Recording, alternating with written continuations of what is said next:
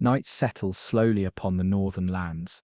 The sun, reluctant to disappear in these high latitudes, finally dips below the horizon, leaving a pale twilight that lingers longer than it should. A faint glow hangs above the sea, while the first stars begin to pierce the cool sky. The wind carries the salty breath of the fjord, moving gently through the grass that bends in whispers outside the wooden longhouse. Inside, firelight flickers, its glow uneven, its warmth a fragile defense against the chill that creeps from the stone floor and the darkened corners. This is not the deep silence of modern nights, secure and undisturbed. This is a Viking night, alive with restlessness, with caution, with the quiet knowledge that safety is only ever temporary. The longhouse breathes with life. Dozens of souls gather under the same roof. Families, warriors, children, animals, tucked against the far wall. The air is thick with the smell of smoke and wool, of drying fish hung from the rafters, of leather and oiled wood. Shadows stretch along the walls as the fire sputters, reshaping itself with every snap of a log. Somewhere, a child stirs in her sleep. Somewhere else, a dog lifts its head, ears pricked to sounds no human can yet hear. Among the many figures lying on furs and straw, some are restless. They roll onto their sides, grip something in the dark, then ease their breathing again. These are the warriors, men and sometimes women, whose hands rest not on pillows but on hilts. Beside them lie axes, with edges gleaming faintly in the firelight, swords sheathed in leather, spears propped carefully within reach. Even in sleep, the warriors of the north do not part from their weapons. To do so would be to welcome vulnerability, to lie unarmed would be to tempt fate. The sound of the sea drifts in faintly through gaps in the wooden walls. Waves slap against the shore, beyond the settlement, steady, eternal. Yet for those inside, the rhythm of the water is not a lullaby, but a reminder. It was from the sea that enemies often came. A black ship in the distance could bring fire, could bring steel, could bring death before dawn. The warriors sleep, yes, but lightly. Their ears are trained, their nerves conditioned to wake at the smallest crack of a branch, the sudden cry of an animal outside, the change in tone of the wind. Sleep is not surrender. Sleep is an interlude, guarded by steel. To modern eyes it may seem a strange custom to sleep every night, with a weapon pressed close, but for these people, it is no custom at all. It is necessity. It is instinct, as natural as pulling a blanket over one's body, or lying close to the hearth for warmth. The axe beside the warrior is as vital as the fire that keeps the cold from gnawing through the night. Without it, there is no safety, no dignity, no survival. A hush deepens in the longhouse as the hour grows late. The crackling of the fire fades into embers. Shadows merge into the kind of darkness that presses gently against closed eyelids. Yet within this dimness, the weapons remain present, cold, silent companions. They glimmer faintly, edges catching stray traces of firelight, before vanishing again into obscurity. To the Vikings, these were not lifeless objects. They were guardians, partners, symbols of fate. A sword lying across the chest was a promise to the self. If death should come tonight, it would be met with defiance, not helplessness. The warriors drift between waking and sleep, their thoughts sometimes pulled into dreams. In these dreams, perhaps they are on the sea again, rowing through mists that blur the line between life and the afterlife. Perhaps they hear the cries of battle, or the voices of their ancestors calling from beyond. Always, though, the weapon is near. In dream as in waking, it is an extension of the self, the hilt in the palm, the weight by the side, the reassurance that they are never truly alone. Outside, the northern night carries on, the sky clears, revealing the arc of the Milky Way, brilliant and cold. The moon casts its silver light on the waters, where seabirds rest upon the waves. Somewhere in the distance, wolves howl across the forest. The sound is eerie, but it is also familiar. The people inside the longhouse know the wolves are out there. They also know that men can be far more dangerous than wolves, and so the warrior breathes slowly, chest rising and falling in rhythm with the fire's glow. His axe rests against his arm, edge pointed slightly downward, as though already prepared for the arc of a strike. He does not dream of peace, he dreams of readiness. He does not imagine a world where such precautions are unnecessary. For him the night is not simply a time of rest, it is a passage through uncertainty, and only vigilance will carry him to the dawn. In this way, every evening becomes a lesson in resilience. A Viking night is not defined by silence but by awareness. The people know that life itself is fragile, balanced like a blade's edge between calm and chaos. A single raid could scatter their families. A single fire could consume their homes. A single betrayal could end them.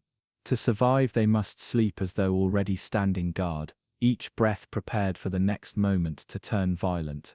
Yet there is also a strange comfort here, within the darkness, within the shared warmth of the longhouse, within the circle of kin and comrades, there is belonging. The weapon beside them is not only a shield against death, but a symbol of that belonging. It says, "Here is who I am, here is how I live, here is how I will meet the unknown when it arrives." So the night passes slowly, hours stretch, blending into one another, dreams come and go, weaving fragments of battle and memory, with flickers of gods and spirits. The fire dwindles further, embers glowing like watchful eyes upon the floor, and when the first pale light of dawn begins to filter back through the cracks in the walls, the warriors stir again. They do not need to search for their weapons. They are already there, waiting as they always have been. A Viking never truly sleeps without steel by their side. It is not superstition, not mere habit. It is a way of life, an instinct forged by danger, by faith, by necessity. To sleep unarmed would be to forget the fragility of life. To sleep with a weapon is to remember that every breath, even in rest, must be guarded. And so each night in the Viking world was a night spent not in surrender to sleep, but in partnership with vigilance. The weapon by the bedside was both a silent promise and a constant companion, whispering to the sleeper, "You are never defenseless, not even in dreams." To understand why a Viking warrior would sleep with an axe or a sword pressed close, one must first step inside the fabric of their worldview. For these northern people, the world was not a secure place. It was not orderly, predictable, or governed by the comforts of certainty. Instead, life was lived at the edge of chaos, where stability was a fragile thing, and the boundaries between safety and disaster could dissolve in an instant. This sense of impermanence, of constant exposure to forces both natural and human, shaped everything, from the way they ate, to the way they prayed, and especially the way they slept. The Vikings believed themselves to exist in a universe that was always on the brink of upheaval. In their myths, the cosmos itself was a fragile structure, balanced precariously between forces of creation and destruction. They imagined the 9 worlds, each tethered together by the branches of the great ash tree, Yggdrasil, a tree that could tremble, weaken, and even wither when chaos struck. Beyond these worlds loomed Jotunheim, the land of giants, ever hostile to the gods of Asgard and to humankind. Beneath the roots of Yggdrasil coiled the dragon Nidhogg, gnawing endlessly at the tree, threatening to unravel the very foundations of existence. To live in such a cosmology was to accept instability as the natural state of life. Each day, the Vikings carried this awareness into their waking lives. A farmstead could be prosperous one year, yet fall to famine the next. A voyage that began with calm seas could end with storms that smashed longships against jagged cliffs. Even alliances between clans were fickle, dissolving at the whisper of insult or the lure of new opportunities. In such a world, to be caught unprepared was to be courting ruin. Sleeping without a weapon, even in one's own home, was a denial of reality itself, a refusal to acknowledge that disaster was always a possibility. Yet, within this ever-present uncertainty, the Vikings sought anchors. They created order, where they could, layering their lives with rituals, customs, and codes of honor that offered some measure of stability. Around the fire at night, they told sagas of heroes who endured against impossible odds. They drank toasts to Odin, Thor and Frigga, hoping for a sliver of protection from the gods. They named their weapons and treated them as companions, forging bonds of loyalty, not only with people, but with the steel that would defend them.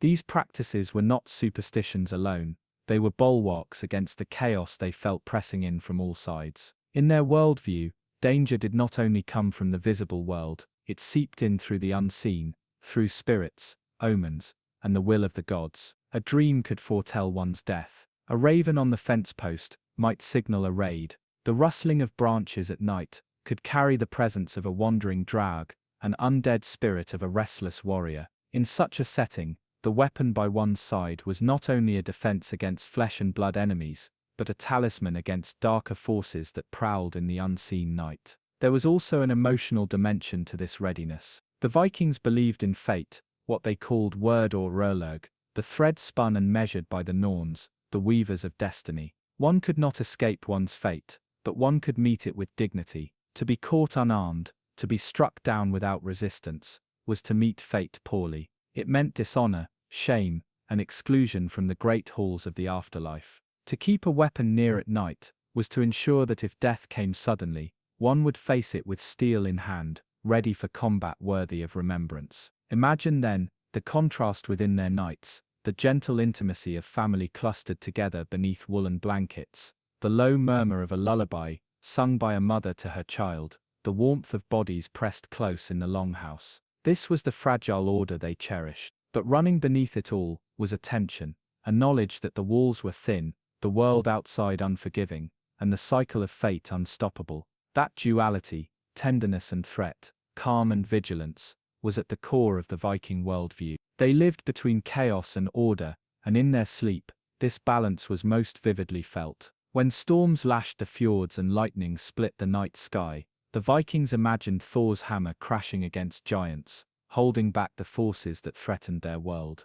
When disease crept silently through a village, they pictured Loki's mischief or Hel's cold grasp tightening. When rival clans struck under cover of darkness, they saw not only human greed, but the workings of the gods, who wove human lives into great tapestries of struggle. In this cosmos, weapons were more than tools. They were personal fragments of divine will, tangible allies in a reality filled with danger, both mortal and cosmic. Even their children grew up steeped in this awareness. From an early age, young boys and girls were taught the uncertainty of life. They watched their fathers mend shields, watched their mothers sharpen knives, and heard the constant stories of how heroes survived, not because they were safe, but because they were ready. Readiness was life. Complacency was death. A child drifting to sleep in the Viking world would see a father's sword glinting in the firelight, and know, without explanation, that it must remain close. It was not an accessory, it was survival embodied.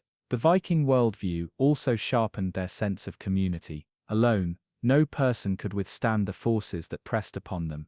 Together, they stood a better chance. Yet, even within this solidarity, the individual bore responsibility for their own honor.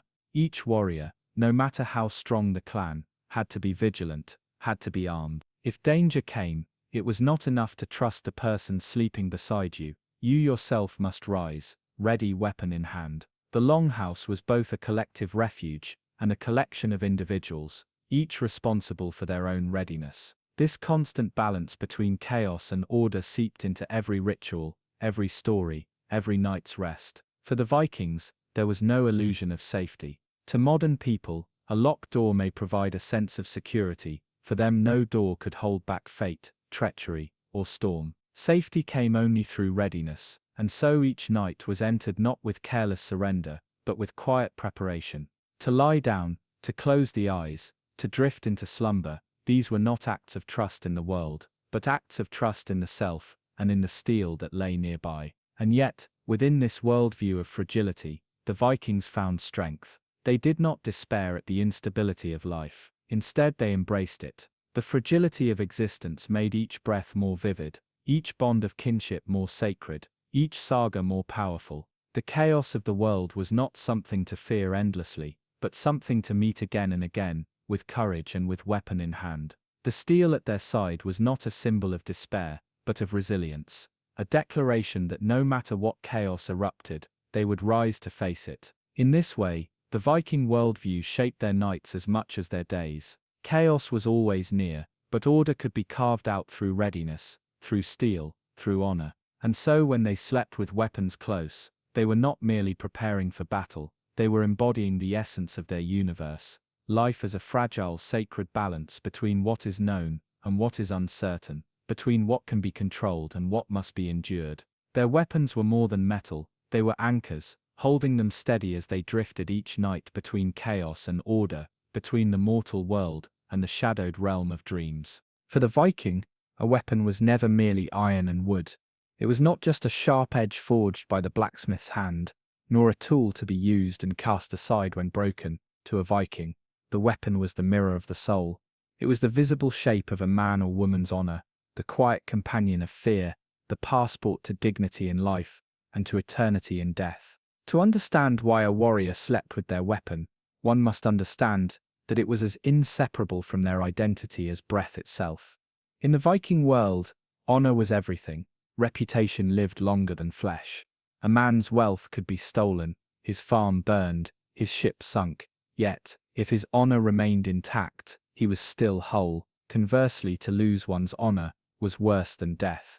A dishonored life was a hollow existence, and no greater shame could befall a person. Honor was guarded fiercely, sometimes to the point of bloodshed over the smallest insult, and at the center of this honor stood the weapon, always near, always ready. The sagas tell us of warriors who carried their swords as if they carried their very names. Weapons were often named, blades called things like Legbiter, Wolf of Battle, or Fire of Blood. To bestow a name upon a weapon was to recognize it as part of one's essence, a being bound to fate. To sleep beside it was not a matter of comfort, but of devotion, as though the warrior were resting next to a trusted friend, even a guardian spirit. But woven into honor was its shadow, fear. The Vikings were no strangers to it. To walk through a world of raids, storms, and betrayal was to know that fear was always close, yet they despised cowardice. To show fear openly, to flee from battle, was to stain one's name forever. And so the weapon at night was also a ward against that shadow. Its weight reminded the sleeper that even when fear whispered in the dark, courage lay at hand. If an enemy came suddenly, the warrior would not be caught cowering, but rising with steel ready. Fear turned into action. The weapon was also the key to the afterlife. The Vikings held fast to a belief that warriors who died bravely, weapon in hand, would be chosen by the Valkyries and carried to Odin's hall, Valhalla. There, amid feasting and endless battle, they would live forever in glory until the final day of Ragnarok. But those who died without a weapon, or worse, those who fled battle, risked being cast into darker realms, forgotten, shamed, or consigned to the cold shadows of hell's domain. To sleep unarmed was in this sense to risk one's eternal soul. If death came in the night, and one's hand did not close upon a blade, the gates of Valhalla might remain forever shut. The sagas tell of warriors mocked for falling without weapons. There are stories of raiders who, surprised in their sleep, died defenseless, and were remembered not for their courage, but for their failure. To a Viking, such stories were lessons carved into memory. Never let steel be far, even in dreams. Better to die clutching a sword in the night, than to live dishonored, or to meet death empty-handed. Consider, too, the role of inheritance. A sword was not simply a possession, but a lineage. Passed from father to son, from chieftain to warrior, a blade carried with it the victories and the blood of generations. To lie beside such a weapon was to lie in the presence of ancestry itself. A warrior might run his hand over the familiar grip before sleep and feel not just the cold of iron, but the warmth of kinship, stretching back through time. He knew that if he died, the weapon would outlast him, continuing the story of his family, carrying fragments of his honor forward. There was tenderness in this bond as well. Though weapons were forged for killing, they also offered a strange comfort. The curved blade of an axe, polished from use, held a quiet reassurance. The sword's hilt, shaped to fit the palm, became familiar as the hand of a brother. The weapon beside the sleeper was a promise: you are not alone in the night. Should the world break into chaos, you and I will rise together. Fear, honor, and soul all converged in these weapons, binding them to the Viking identity. And so, when a warrior closed his eyes, he did not separate himself from what defined him. He embraced it. The weapon's presence was both shield and symbol, both practical safeguard and spiritual anchor. To remove it from his side would be to strip away part of himself, Women, too, understood this bond. Though sagas often speak more of male warriors, Viking women were no strangers to weapons. They defended the homestead in their husband's absence. They carried knives as daily tools of life and death, and in times of need, they fought with ferocity equal to men. Their honor, too, was tied to courage. A woman who held a blade in defense of her kin was remembered with respect, her soul bound to the same ideals of bravery and dignity. For them as well, weapons could embody both fear overcome and honor upheld. When dawn approached and warriors stirred from uneasy rest, the weapon was the first thing their hands found. Before words, before food, before the duties of the day, the blade was there, grounding them once again. The bond of night did not fade with daylight. It continued woven into every action, every step into the uncertain world. In the end, the Viking weapon was more than steel. It was the embodiment of their values, the honor that guided them, the fear that tested them, the soul that reached beyond death. To sleep beside a weapon was not an eccentric custom, nor a habit of paranoia. It was the expression of what it meant to live as a Viking, to face life and death with steel in hand, with honor unbroken, and with the quiet knowledge that courage was not just for battle but for every breath, even in sleep. To grasp why a Viking never drifted into sleep without a weapon near, one must look beyond the myth of fearless raiders and step quietly into the rhythm of their daily lives. The Viking world was not one of endless conquest, nor of constant battles upon the sea. It was most often a life of farming, fishing, trading, and tending to the fragile needs of a family. Yet beneath this daily rhythm ran an ever-present current of danger, a shadow that never disappeared. It was this shadow that pressed weapons so close to their beds at night. A Viking settlement was rarely large. Clusters of longhouses sat beside fjords or rivers, their wooden walls standing against the wind. Smoke drifted from holes in the rooftops, curling into the grey skies. Around them stretched farmland, strips of barley, rye and oats, struggling against short-growing seasons. Sheep and cattle grazed in the fields, while fishermen cast nets from small boats into cold, abundant waters. The sound of axes striking wood, of children laughing at play, of women weaving cloth, filled the air during daylight. Life in many ways was ordinary, marked by labor and necessity. Yet this ordinariness was fragile. Farms could not escape the reach of danger. Wolves prowled at the edges of the forests. Harsh winters could wither the crops and starve the livestock. Disease spread quickly through the close quarters of longhouses, taking young and old alike. And beyond these natural threats loomed the more human dangers, feuds with rival clans, the threat of sudden raids, or betrayal within one's own circle. For people who lived so close to uncertainty, vigilance became a way of life, not an exception. When the sun set, that vigilance deepened. The Viking longhouse was never an impenetrable fortress. Its wooden walls creaked with the wind, and its doors, though sturdy, could be forced open by determined intruders. A fire burned in the hearth through the night, not only for warmth, but to ward off the darkness. Yet every crack of timber, every bark of a dog, every shift in the wind outside, could set hearts on edge. It was in these hours that weapons were drawn near, not out of paranoia, but out of lived necessity. Raids were a reality that lingered always at the edge of thought. Vikings themselves raided, but they were also raided in return. Rival bands could slip silently across the water,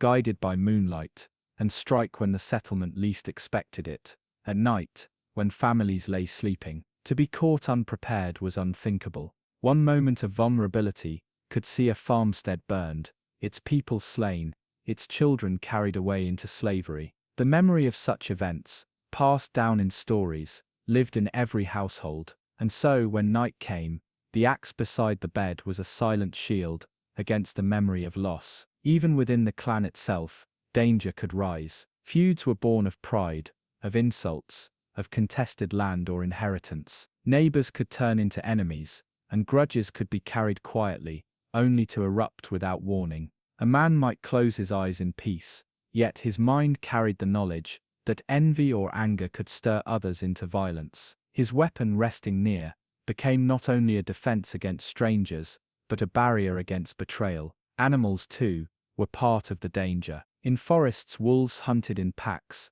bold enough at times to approach settlements. Bears roamed the northern lands, and while rare, they were not unheard of near farms. To sleep unarmed was to leave oneself vulnerable, not only to human threats, but to the sudden claws and teeth of the wild. Even in the longhouse, where livestock shared the space with people, knives and axes lay close, ready to protect kin and cattle alike. But perhaps the most profound danger came from the sea. The Vikings were a seafaring people, and the waters that fed them also threatened them. Sudden storms could dash ships against rocks, tearing families apart. Men lost to the sea did not return, and their widows and children lived with the constant reminder of how quickly fortune turned. The sea was at once friend and enemy, provider and destroyer, and in its rhythms, the Vikings learned a lesson they carried into every aspect of life: never take safety for granted. This sense of danger shaped even the gentlest of nightly rituals. Imagine a family settling down for sleep. Children curl together under blankets of wool, their breathing soft, their hands still dirty from play. A mother hums softly, her knife placed just within reach. A father lowers himself beside them, placing his axe close to his arm, eyes scanning the fire, until drowsiness pulls them closed. Around them the dogs shift uneasily, half awake, ears pricked for sound. There is peace, yes, but it is a fragile peace, protected only by readiness. Daily life was a cycle of contrasts: work and rest, joy and threat, calm and vigilance. The Vikings knew laughter, feasts and stories told around firelight. They knew the sweetness of mead, the warmth of kinship, the beauty of songs sung to the rhythm of the harp. But they also knew how quickly these moments could vanish. One day could bring a bountiful catch of fish, the next could bring fire and blood.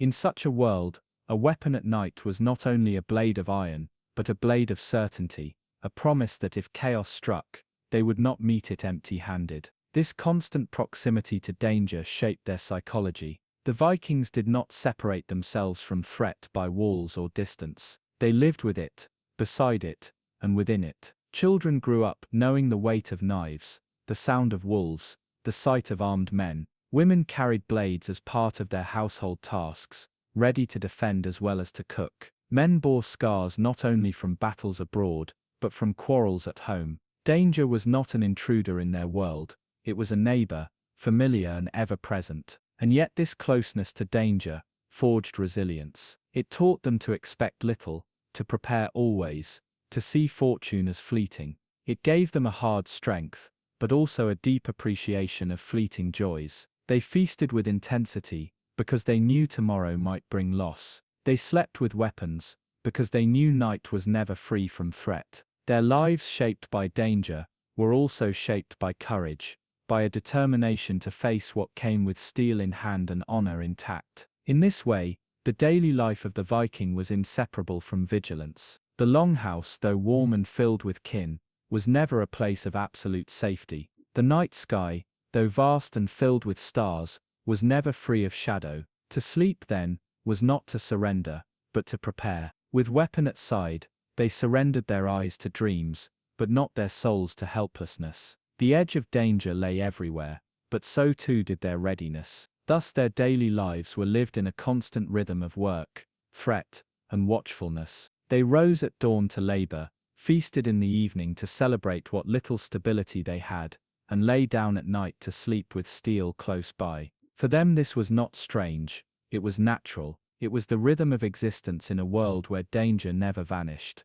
only shifted its shape. And through this rhythm, the Viking spirit endured, cautious yet bold, fragile yet unbroken, always resting on the fine line between daily life and the constant presence of danger. In the Viking world, a weapon was never just a tool. To a modern observer, a sword might appear as nothing more than steel, a simple instrument for cutting or striking. But to a Viking, a weapon was alive in a different sense. It carried weight beyond metal, shape beyond edge. It was a reflection of the self, a vessel of identity, and a symbol of the values that defined life and death in the North. The axe or sword beside the sleeper was not mere readiness.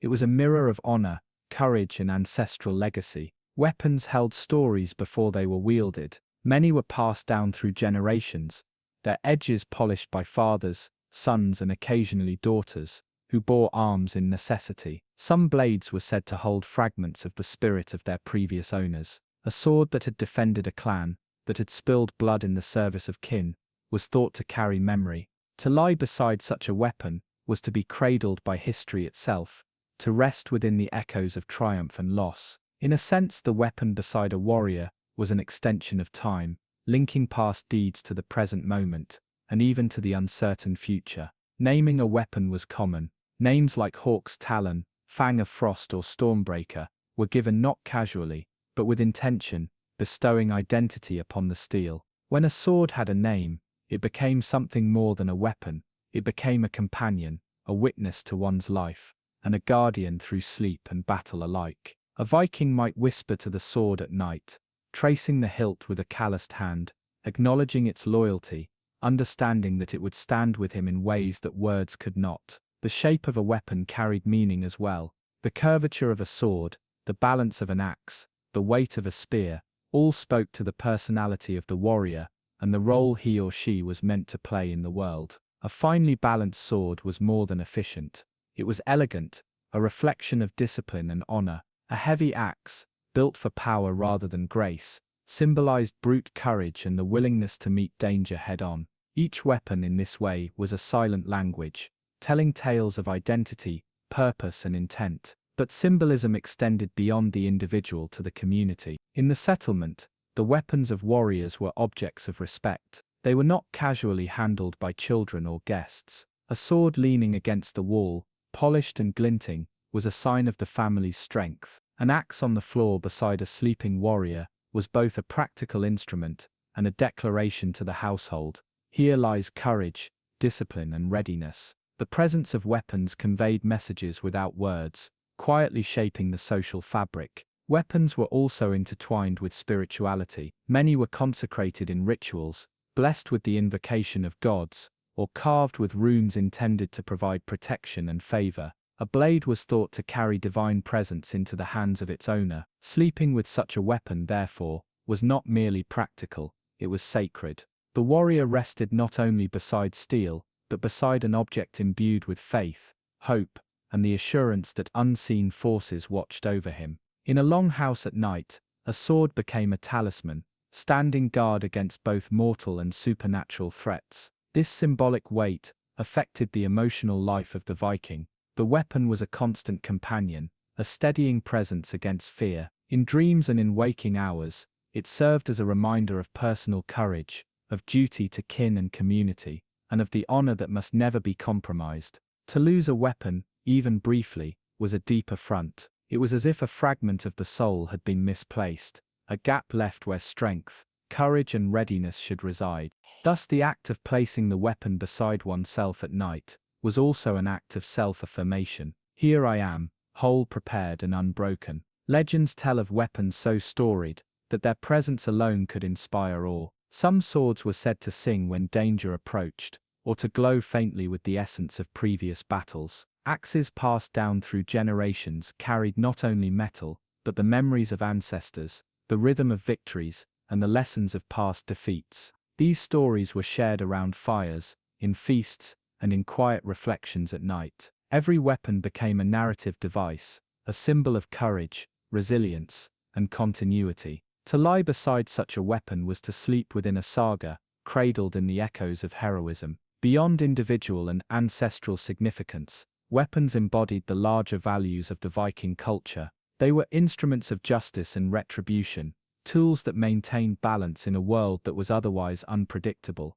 In a society where honor was paramount, a weapon was a measure of integrity. Its presence beside a warrior, even in rest, was a reminder of the ethical standards one must uphold. A Viking slept not only for survival, but in alignment with the principles that defined life itself: courage, loyalty, and steadfastness in the face of uncertainty. The symbolism of weapons also extended to their placement. How a sword or axe rested beside a sleeper mattered. Some were placed with the hilt toward the warrior, ready to grasp at a moment's notice. Others were arranged with the edge turned toward the door, a subtle declaration of defense and deterrence. Every position communicated intent, readiness, and respect for the unseen threats of the night. The very act of arranging a weapon before sleep was a ritual, an intimate dialogue between human and steel, between awareness and vulnerability. Even children growing up in these longhouses absorbed these lessons. A young boy or girl might watch their parent or sibling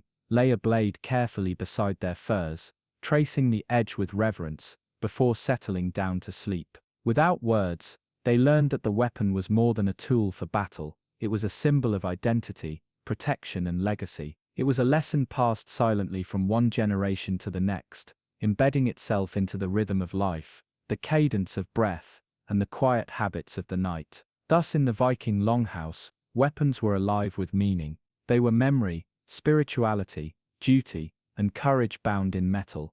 They were companions, guardians, and mirrors of the self. To sleep beside a weapon was to acknowledge all of this, to embrace both the practical and the profound. And because of this, the Viking did not sleep unarmed. Steel was never just iron, it was a constant intimate presence, shaping dreams, guiding consciousness, and reinforcing the honor that defined life in the north. In the stillness of night, the longhouse may have seemed peaceful, and the fire's glow may have softened shadows along the walls. But in the quiet, the weapons lay as vigilant sentinels. Their symbolism was not abstract, it was lived. Every edge, every hilt, every polished surface reminded the sleeper of their duty, their lineage, and their courage. It reminded them that life was fragile, honor precious, and readiness eternal. And so as the Vikings drifted towards sleep, they did so beside steel that was more than material. They slept with history, identity, faith, and memory resting against their arms. The weapon was the axis of their nights, the companion of their dreams, the silent promise that they would rise again, awake or in death, worthy of the sagas that would remember them. To a Viking no night was truly dark, no sleep entirely unprotected, so long as the weapon remained beside them, alive with symbolism, alive with meaning, and alive with the soul of a warrior. The night held secrets for the Vikings, secrets that could take the form of wild beasts, storms, or the silent approach of men who meant harm. Night attacks were not rare tales of fiction. They were lived experiences, passed down in whispers, in sagas, and in the quiet tremors of those who survived. To sleep with a weapon close was not a romanticized custom, but a hard-earned necessity, born from countless stories of sudden peril. One such story tells of a small settlement along a fjord, a cluster of longhouses built tightly together, walls of timber protecting families from wind and cold. The people inside had celebrated the harvest, with song and mead, lulled into a sense of security by the warmth of firelight and the laughter of children. Yet beyond the shoreline, a rival clan's longships glided silently across the water, their sails dark against the pale moonlight. In the world of the Vikings, joy was never absolute. The approach of danger was always possible, often invisible, until it had already arrived. Inside the longhouses, the family slept unaware. A dog stirred, sniffing at the air, but was dismissed with a sleepy murmur. Yet the warriors of the settlement, seasoned by experience, were awake in small ways, half-conscious even in dreams, hands brushing the hilts of axes or spears. The first sign of the enemy's approach came not with shouts or alarms, but with subtle noises, the soft lap of water against hulls, the scraping of oars on wood, the faint rustle of footsteps over frost-hardened ground. In a moment, the longhouse transformed from a haven into a theater of survival. The warriors rose quickly, pulling weapons from their resting places with fluid familiarity. Every movement had been practiced, rehearsed countless times in training and instinct. The sleeping children were gathered and hidden beneath furs, the women ready to defend or flee, the dogs barking, a frantic chorus of warning. The enemy pressed close, silent shadows striking against the longhouse walls. Each step, each breath was a test of vigilance and courage. This was the essence of the Viking night, the razor-thin line between safety and disaster. 1 second, life was peaceful. The next, the air was pierced by the metallic clash of swords, the shouts of warriors, and the fearful cries of those caught in the chaos. To face such moments unarmed would be unthinkable. The weapon at hand was the difference between survival and death, between honor maintained and honor lost. Those who slept without steel were remembered only as cautionary tales, victims of chance and negligence. Betrayal added another layer of peril. The Vikings understood that danger was not always external. A trusted neighbor could harbor resentment, a kinship bond could fracture, and vengeance could arrive without warning. Historical sagas describe instances where clansmen entered a settlement at night, feigning friendship before striking down their hosts. In these moments, the presence of a weapon was a shield, not only against the known enemy, but against the treachery that lurked in familiar faces. Sleeping with steel was, in part, a defense against human duplicity, a tactile assurance that even betrayal could be met with courage. Night attacks were also instructive in their unpredictability. Raiding parties might strike at the hearths closest to the river, leaving those further inland unscathed, or they might target the homes of chieftains first, seeking to disrupt leadership and morale. Wolves and other predators often accompanied the chaos, drawn by the scent of blood or the movement of animals in the commotion. In the Viking imagination, all these threats were part of the same continuum. The night was alive, breathing, watching, and acting in ways that demanded constant readiness. Consider a story of a lone warrior resting in a longhouse on a winter night. The firelight had waned, and a soft snow muffled the sound of movement outside. He slept lightly, as he always did, hand brushing the haft of his axe. At the edge of the forest, a band of raiders crept forward, their intentions lethal. The first intruder touched the door, and the warrior's eyes snapped open. His hand closed around the familiar wood and iron, and in that moment, instinct merged with preparation. One movement, one strike, decided the boundary between life and death. The story ends with the raiders repelled, their plan foiled, not by luck, but by the readiness instilled in every Viking who slept with a weapon beside them.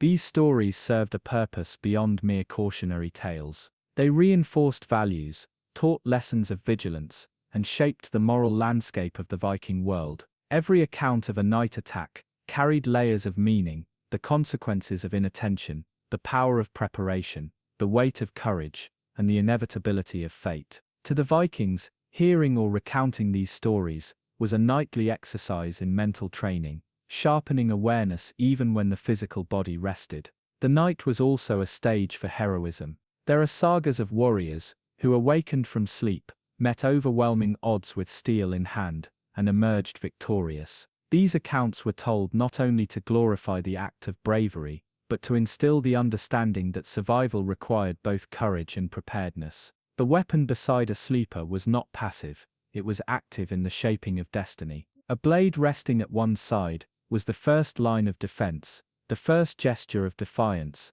the first claim upon honor. Betrayals within the clan could take subtler forms. A guard might be absent, a lookout might fail, or a neighbor might withhold warning. In such instances, the individual warrior's readiness became paramount. The sagas emphasized that heroism was personal as well as collective. Even when allies faltered, the vigilant warrior could protect themselves, their family, and their honor. The weapon at night was the embodiment of this personal responsibility, a reminder that fate could be met with courage or folly. The symbolism of night attacks extended to the communal psyche. Families slept in the longhouse with the hum of vigilance as background rhythm. Mothers, fathers, children, and even livestock rested under the subtle assurance of steel. Axes, swords, and spears were positioned within reach, each placement intentional, each angle deliberate. In these arrangements lay not only strategy, but also the silent reinforcement of values, readiness, honor, and respect for life's fragility. Stories of night attacks also illuminated the moral code of the Vikings. Even in defense, there was a sense of fairness, a recognition of skill and bravery. A warrior who faced intruders with courage earned lasting respect, even among enemies. Conversely, those caught unprepared, or who fled dishonorably, became legends of shame. These lessons, woven into every tale, reinforced the need to sleep with a weapon close, not as superstition, but as a continuation of a cultural ethic, where every action, even in darkness, defined the soul. Through centuries, these narratives shaped the nightly practices of countless generations. The sound of oars on water, the soft tread of raiders on frost-hardened ground, the rustle of branches against the longhouse walls, they were part of the collective imagination. They were rehearsed in story and dream, in warning and counsel, Every Viking who slept beside a weapon carried not only their personal readiness, but the lessons of forebears, the wisdom of survival encoded into memory. Ultimately, the tales of night attacks and betrayals crystallize why Vikings never slept unarmed. The night was a domain of uncertainty, where danger could appear from the sea, the forest, or within the walls of one's own home. Weapons were not only practical instruments of defense, but symbols of preparedness, honor, and ancestral continuity. Each blade or axe beside a sleeper represented a commitment to vigilance, a tether to identity, and a shield against the unpredictable chaos of the world. In the stillness of the longhouse, when embers glowed and shadows lengthened, these stories whispered through the minds of those resting. Every rustle, every distant sound, every flicker of firelight recalled the lessons of survival. The weapon at hand was never inert. It was an extension of will, a conduit for courage, and a silent partner in the dance between danger and security. Night attacks and betrayals were not mere tales. They were living lessons, breathing into the warrior's consciousness, a timeless rhythm of readiness. And so through generations, the Vikings internalized the wisdom of these experiences. They slept with steel, not out of fear alone, but out of understanding. The stories of sudden raids and treacherous neighbors were proof of a world that demanded respect, preparation, and courage. In sleep, as in waking life, the weapon remained near, a bridge between legend and reality, between threat and survival, between the restless night and the promise of dawn. Sleep in the Viking world was never mere surrender to unconsciousness. It was a measured, deliberate act, a pause in which the body restored itself, but the mind remained subtly alert to the rhythms of the world. The Vikings understood that rest was necessary for survival, yet it was also a stage of strategy, a time when readiness had to coexist with recovery. The weapon beside the sleeper was both tool and reminder. The day's work was done, yet vigilance never fully released its grip. Vikings were tactical in every aspect of life. A longship's crew preparing for a raid would plan not only their approach, but their response if caught off guard. Sleeping patterns reflected this mentality. Warriors would often take turns resting and watching, a rotation that ensured no one slumbered too deeply, while others remained ready. Even in the privacy of their longhouse, these habits persisted. The placement of a weapon, the subtle tension in the sleeper's muscles, the careful positioning near exits, all were elements of a strategy that extended into the unconscious mind. Consider the preparation for a raid. Months of planning, mapping rivers and fjords, evaluating wind and tides, and calculating the timing of attacks were vital, but equally important was the night before the assault.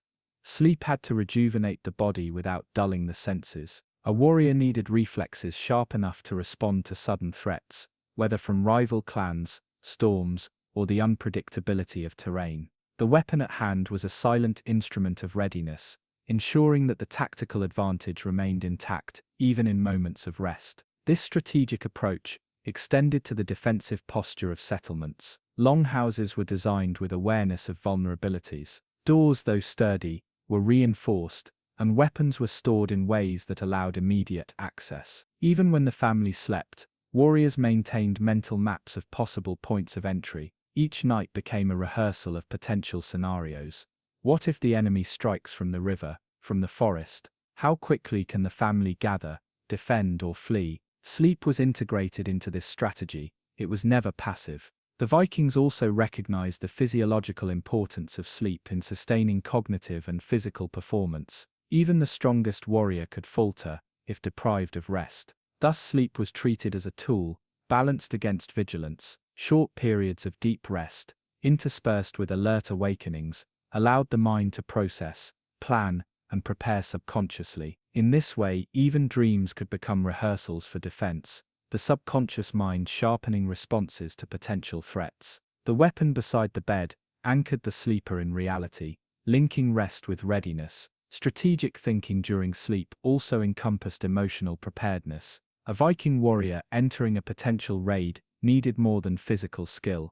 Courage and composure were equally critical. The stories of past night attacks, betrayals, surprise raids, and sudden skirmishes were memorized, internalized, and reflected upon even in sleep. These memories informed instincts and decision-making. By placing weapons nearby, the sleeper engaged with these stories, reinforcing confidence and mental resilience. In essence, the weapon became a symbol of mental preparedness as much as physical defense. Rest also preserved hierarchy and social order. Leaders, such as chieftains or experienced warriors, bore responsibility for the safety of others. Their sleep could not be careless. They often positioned themselves strategically, weapons within reach, ready to respond to emergencies. The structure of rest reflected the structure of authority.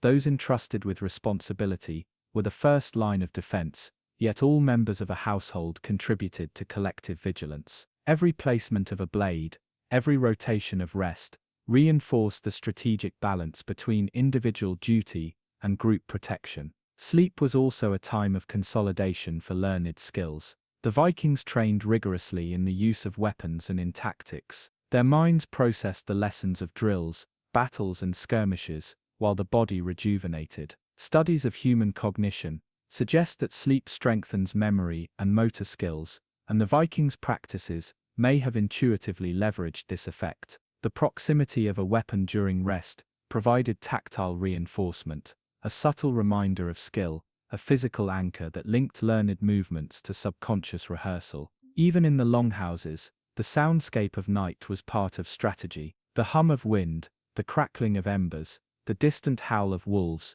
all became stimuli for awareness. The weapon beside the sleeper offered reassurance, allowing alertness without anxiety. When subtle noises occurred, the mind could respond calmly, guided by both instinct and preparation. Sleep and vigilance coexisted in a carefully balanced rhythm, turning the night into a quiet theater of tactical awareness. Dreams too played a strategic role. The Vikings believed that dreams carried messages, warnings and insights. A recurring dream of danger might prompt the rearrangement of defenses, or signal the need for greater caution. Even in slumber, the warrior remained connected to the pulse of potential threats. The weapon resting within reach acted as a conduit between conscious strategy and subconscious processing.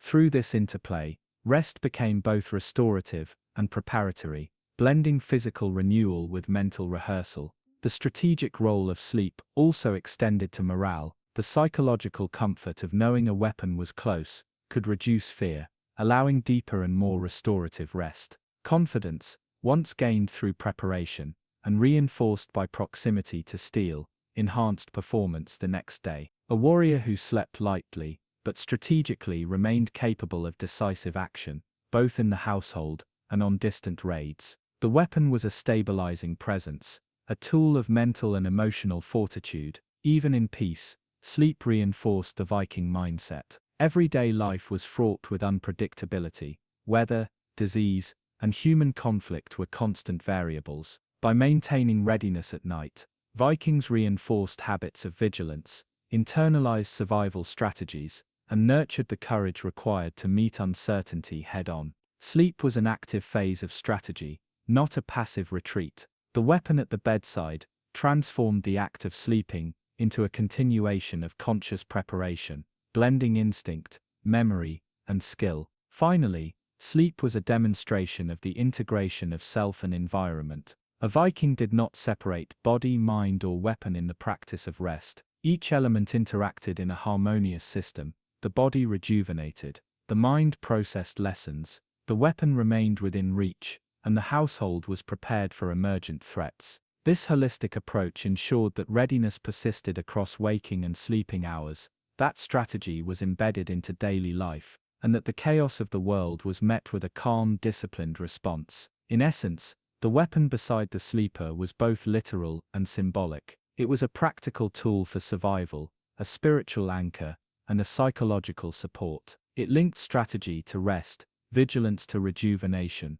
and readiness to unconscious processing. Sleep, far from being a passive state, was an extension of the warrior's tactical mind, an integration of skill, instinct, and foresight. Each night became a rehearsal for life itself, where the lessons of past battles, the possibilities of threat, and the constants of honor and courage converged in a delicate equilibrium. Through this lens, it becomes clear why the Vikings could never sleep unarmed.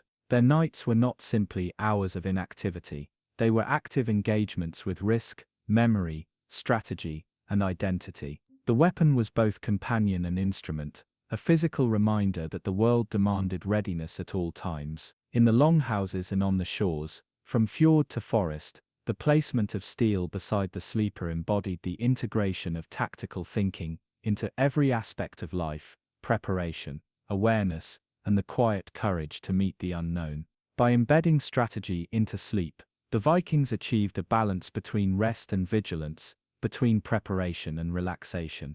The weapon at their side ensured that even in the most vulnerable state, they remained participants in the rhythm of survival, guardians of honor and architects of destiny. Every edge of steel, every haft within reach, became part of a living system, a blend of practical readiness and symbolic affirmation, connecting the warrior to lineage, community, and the subtle strategies that defined existence in the North. Nightfall in a Viking longhouse was never simply the arrival of darkness. It was a transition, a carefully observed ritual that bridged the day's labors with the uncertainties of the night.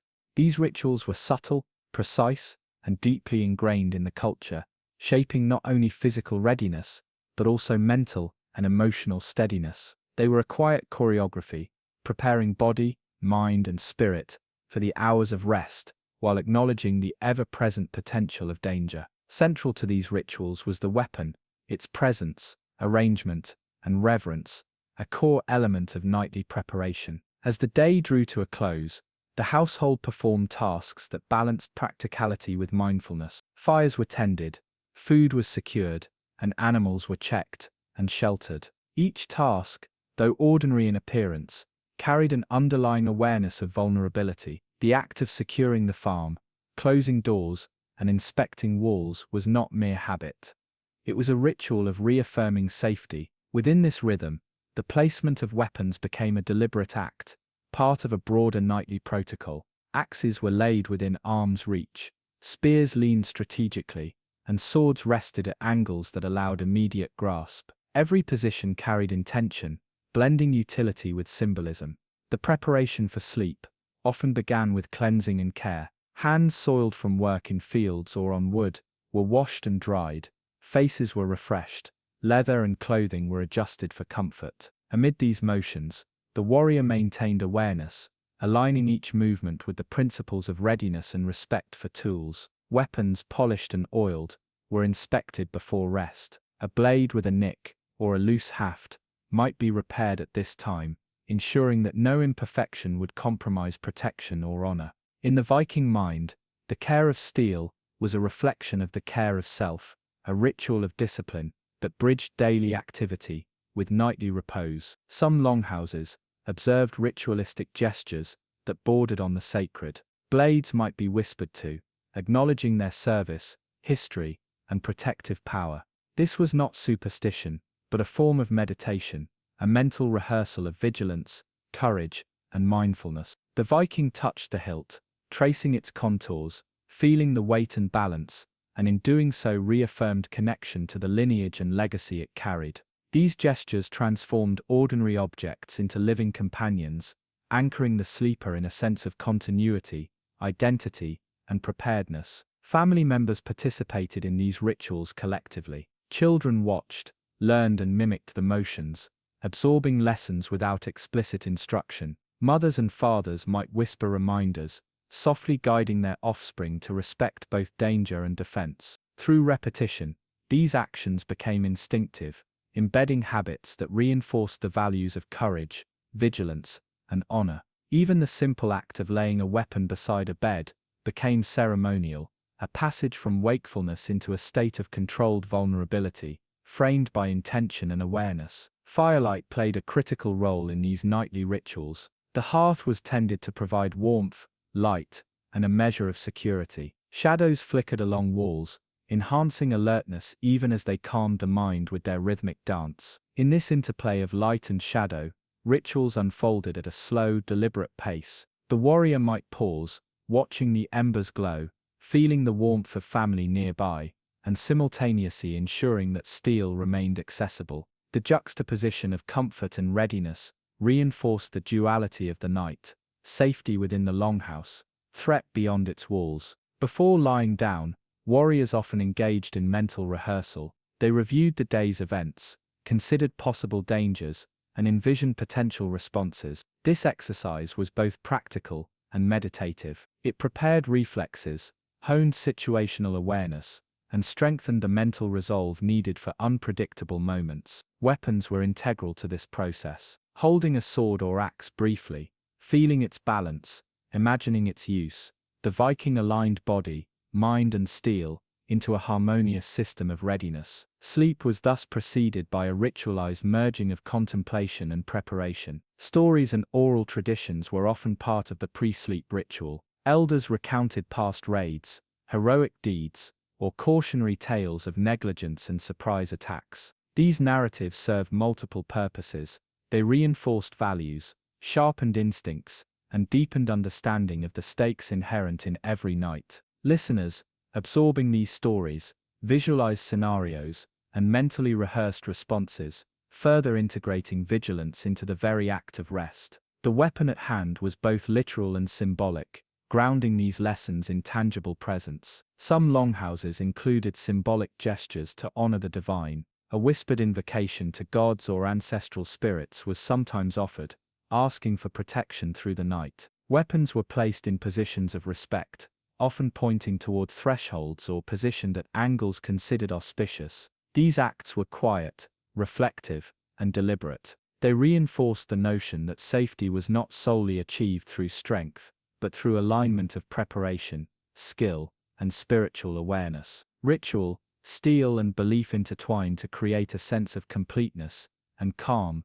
suitable for restorative sleep. The ritual concluded with the settling of the household. Families gathered under firs, children nestled between adults, and warriors positioned themselves with weapons close at hand. Even as bodies relaxed, the mind retained a thread of awareness, a subtle acknowledgement of potential danger. This balance of relaxation and readiness was central to the Viking approach. Sleep was not abandonment, but a strategic pause, integrating rest with the continuity of vigilance. Throughout the night, minor movements, shifts of weight, turns of the head, or the subtle stir of a dog, reminded the sleeper of the surrounding reality. The placement of weapons ensured that response remained immediate and instinctual. Even in dreams, the tactile familiarity of steel offered reassurance, reinforcing the connection between preparation, courage, and identity. Through repetition, these nightly rituals became part of the psychological architecture of survival, embedding readiness into subconscious memory and shaping the perception of safety. Rituals before sleep were also social and educational. Young warriors learned from observation and practice, internalizing habits that would serve them in adulthood. These repeated actions became second nature, inspecting the blade, arranging weapons, tending fire, mentally rehearsing threats, whispering tales, and invoking protection. Each motion was an embodiment of culture, ensuring that the knowledge and strategies of previous generations were transmitted seamlessly.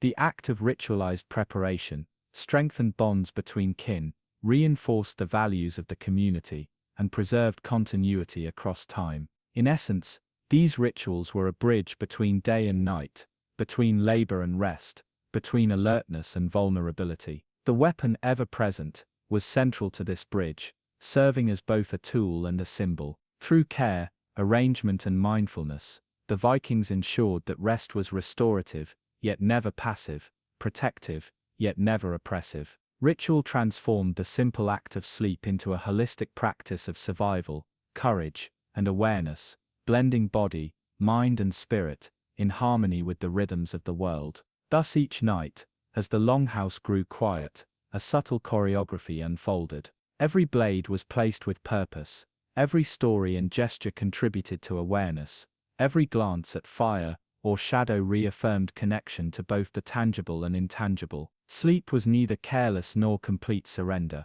It was a conscious ritualized preparation for whatever the night might bring. In this way, the Viking transformed the ordinary act of sleep into an extraordinary practice, where vigilance, courage, and identity were preserved, quietly woven into the rhythm of darkness. Through these nightly rituals, the Vikings cultivated a seamless integration of life, death, and the perpetual presence of danger. They trained body and mind to respond with precision, reinforced social and familial bonds, and maintained a connection to history and spirituality. Sleep became a continuation of the day's preparation, not an interruption.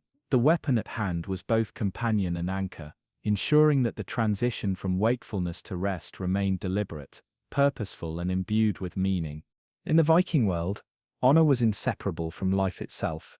It was woven into every action, every word, and every decision, and it extended far beyond the battlefield.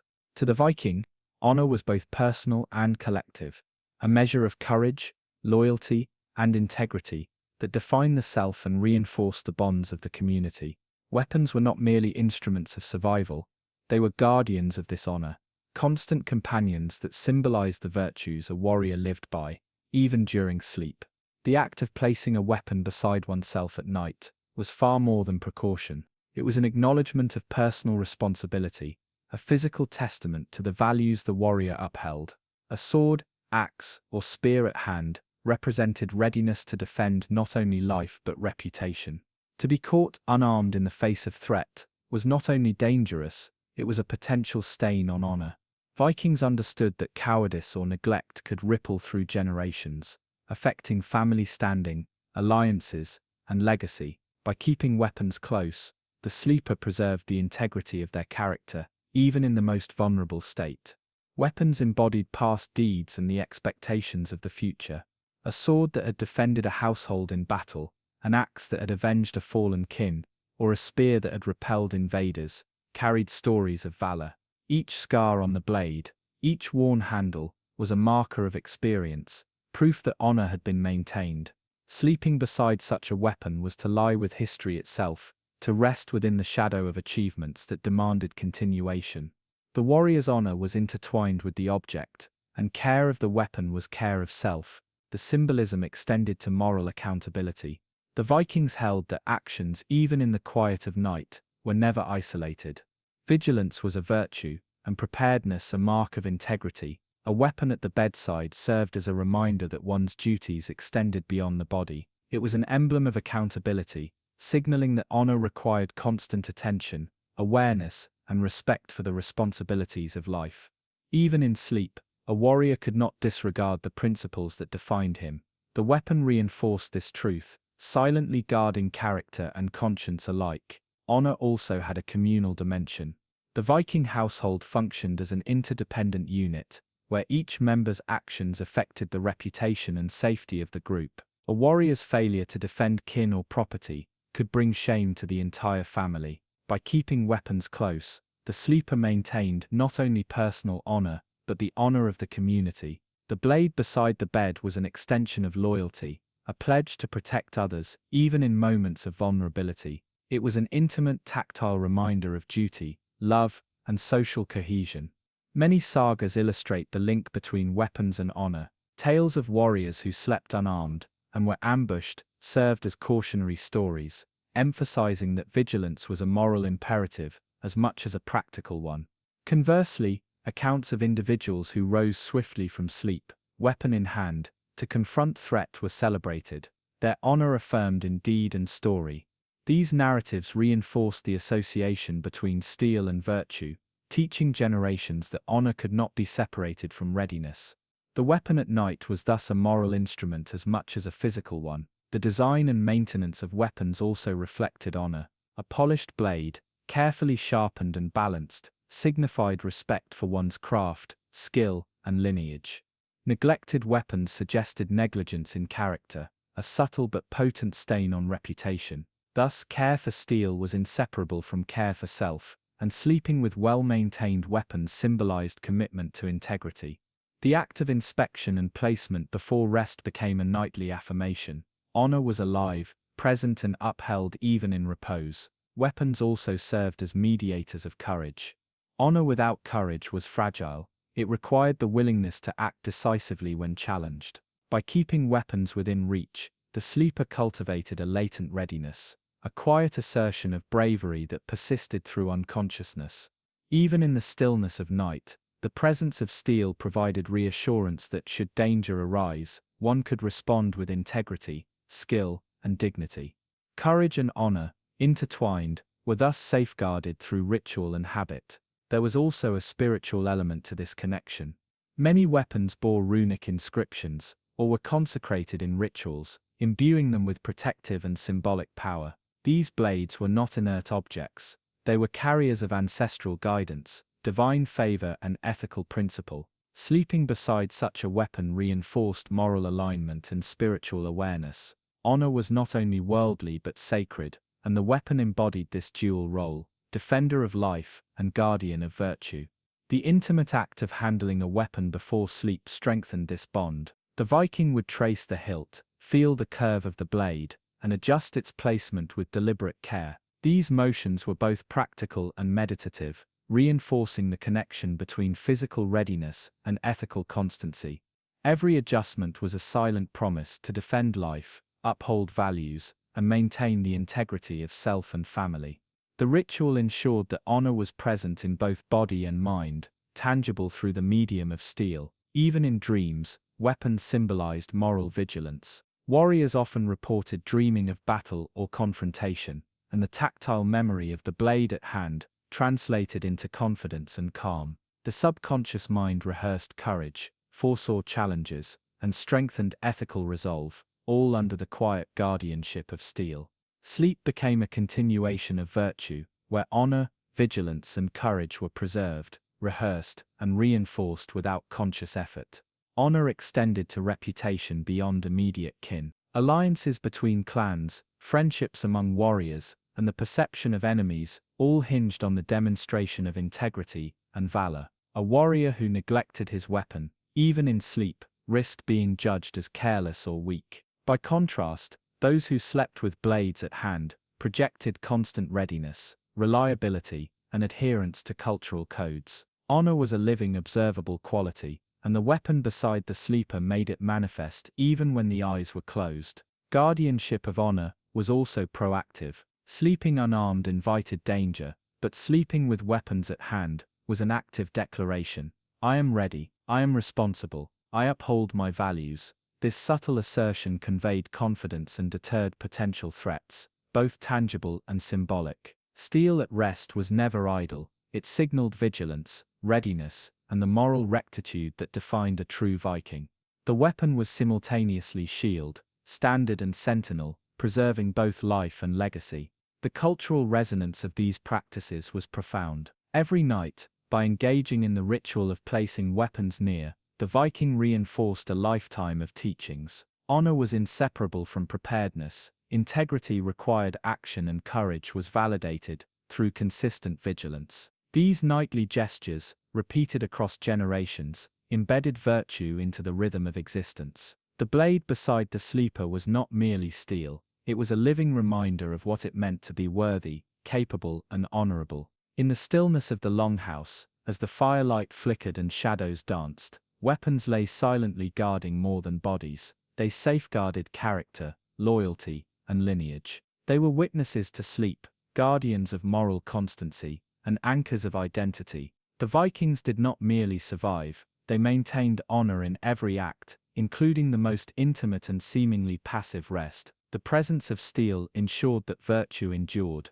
that courage remained accessible, and that integrity was preserved through every hour of darkness. Thus, weapons were far more than instruments of war. They were intimate companions in the cultivation and preservation of honor. Their placement, care, and proximity during sleep reflected a deep understanding of human character, societal expectation, and cultural continuity. In the Viking world, to sleep without a weapon was to risk not only life, but the essence of self. To sleep with steel at hand was to lie in the company of guardians, silent, constant, and vigilant, preserving honor through the quiet, unbroken hours of night. The Viking night was a realm of uncertainty, yet within the longhouse, warriors found solace in subtle patterns of comfort and preparation. One of the most profound sources of this comfort was the presence of weapons at their side. While these tools were undeniably practical, they also offered reassurance, instilling a quiet sense of control over circumstances that could otherwise provoke fear.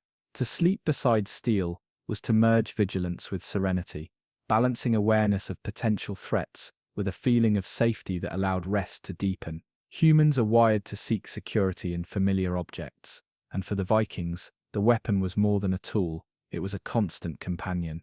The tactile familiarity of the hilt, the reassuring weight of the blade, and the knowledge of its readiness offered profound psychological support.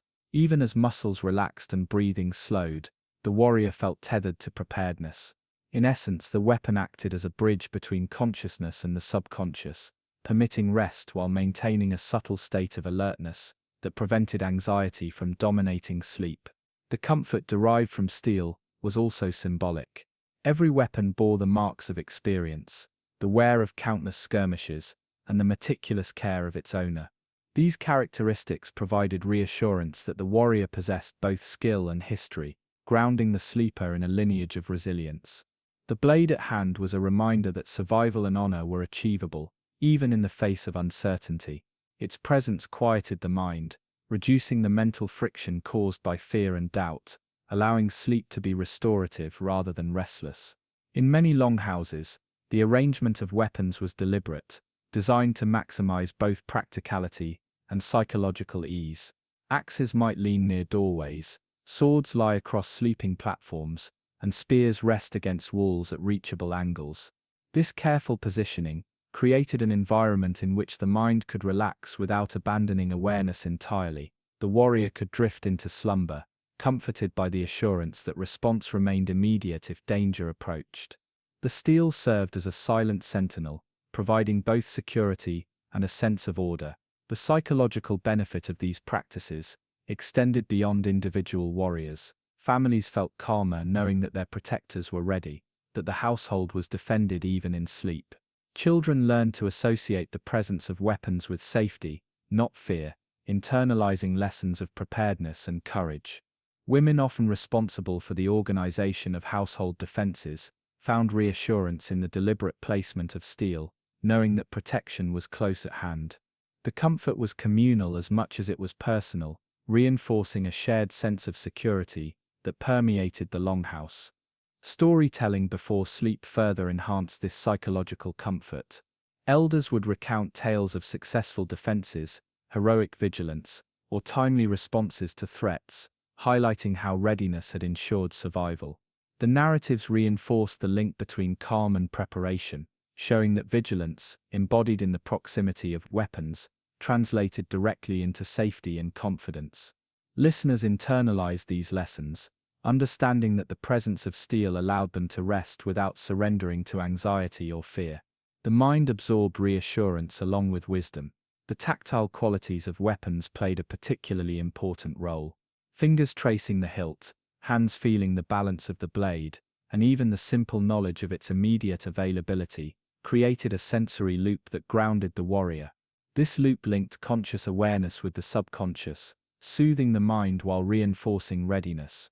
The physicality of the weapon reassured the brain that danger could be met, permitting deeper rest. In a sense, the blade was both a shield and a psychological anchor, reducing the cognitive strain caused by the unpredictability of the world. Sleep, in this context, became both restorative and empowering. The Vikings understood that true rest was not mere passivity. It was a state in which the body regained strength and the mind rehearsed vigilance. The weapon beside the sleeper ensured that the night was neither frightening nor helpless. Muscles could relax, breathing could deepen, and dreams could unfold, all under the silent protection of steel. Even subconscious anxiety was mitigated, as the tactile and visual reassurance of the weapon signaled readiness, capability, and resilience. Nighttime comfort also had a ritualistic dimension. Before lying down, warriors often arranged their weapons with deliberate attention, polished or inspected them, and ensured their readiness. These small repeated acts reinforced mental calm. The process itself became meditative, centering the mind and reducing intrusive thoughts. By engaging in this ritual, the Viking prepared not only physically, but psychologically, creating a sacred rhythm that bridged wakefulness and sleep, danger and safety, awareness and relaxation. Weapons also provided a subtle form of empowerment. Even the awareness of potential danger did not induce paralyzing fear when steel rested nearby. Instead, the mind understood that a response was possible, that control existed, and that the uncertainty of the night was manageable. This sense of agency fostered a quiet confidence, allowing the sleeper to experience restorative rest without feeling defenseless. In this way, steel functioned as both a tool and a psychological enhancer, harmonizing vigilance with peace. The psychological impact of weapons at night was magnified by shared cultural understanding. Vikings collectively valued courage, skill, and honor, and the presence of steel was a visible manifestation of these virtues. The knowledge that every warrior carried a weapon close reinforced communal morale and trust. Even when physically distant, the principle that vigilance was maintained extended throughout the settlement, creating an unspoken network of reassurance that comforted the individual within a larger framework of social cohesion. Dreams were subtly influenced by this sense of preparedness. The tactile and symbolic presence of weapons allowed the subconscious mind to engage with scenarios of danger and response safely. Dreams of raids, storms, or attacks were framed not by helplessness but by readiness. The mind rehearsed action, reinforced strategy, and processed vigilance in a controlled, psychologically safe environment. The weapon at the bedside was an invisible partner in this nightly cognitive exercise, providing assurance and reinforcing competence. Even in the quietest hours, the psychological comfort of steel persisted. The subtle weight of the weapon, the faint metallic gleam in firelight, and the awareness of immediate accessibility created an environment conducive to deep restorative sleep. Anxiety, uncertainty, and the natural fear of darkness were mitigated by the tangible reminder that safety could be enacted at any moment. The Vikings had discovered a balance. Rest could be profound and restorative without relinquishing alertness, and preparedness could coexist with tranquility. Ultimately, weapons at night provided a sense of continuity and connection. They tied the individual to history, lineage, and cultural values, reinforcing identity while soothing the mind. The steel embodied lessons of vigilance, courage, and honor, offering reassurance that the warrior was never alone in facing the uncertainties of life. The comfort was subtle yet pervasive, grounding sleep in a tangible, meaningful context that nurtured both body and mind. In this way, the presence of weapons transformed the act of sleep into a holistic practice of psychological and physical resilience. The Viking longhouse, with its careful arrangement of blades, axes, and spears, became a sanctuary of trust, readiness, and inner calm. The warrior rested not in fear, but in knowledge, assured by the immediate accessibility of steel and the confidence it embodied. Sleep became a medium for strengthening courage, refining vigilance, and reinforcing honor, all while offering the restorative benefits of genuine rest. Thus, the psychological comfort of weapons at night was inseparable from their practical function. They were guardians in every sense, protecting life, fortifying morale, preserving honor, and fostering deep restorative sleep. Through careful rituals, thoughtful placement, and a culture of preparedness, the Vikings transformed the uncertainty of night into a controlled, reassuring space. Steel, ever present, offered both tangible defense and subtle psychological peace, allowing warriors to rest securely, dream vividly, and awaken ready to meet the challenges of dawn. For the Vikings, mastery was a continuous pursuit, and training extended far beyond the confines of daylight. Nighttime, often viewed by outsiders as a period of inactivity, was transformed into an integral element of discipline, vigilance, and skill refinement. Even as the longhouse grew quiet, the rhythms of learning, preparation, and practice persisted. Sleep itself became a stage for subtle rehearsal, where mental and physical readiness coexisted, and weapons were both tools and teachers. Discipline, in the Viking context, was holistic. It encompassed physical endurance, mental acuity, emotional resilience, and social responsibility. By the time the household retired for the night, warriors had already undergone rigorous practice in combat, navigation, and survival skills. Yet the transition to rest did not mean surrender.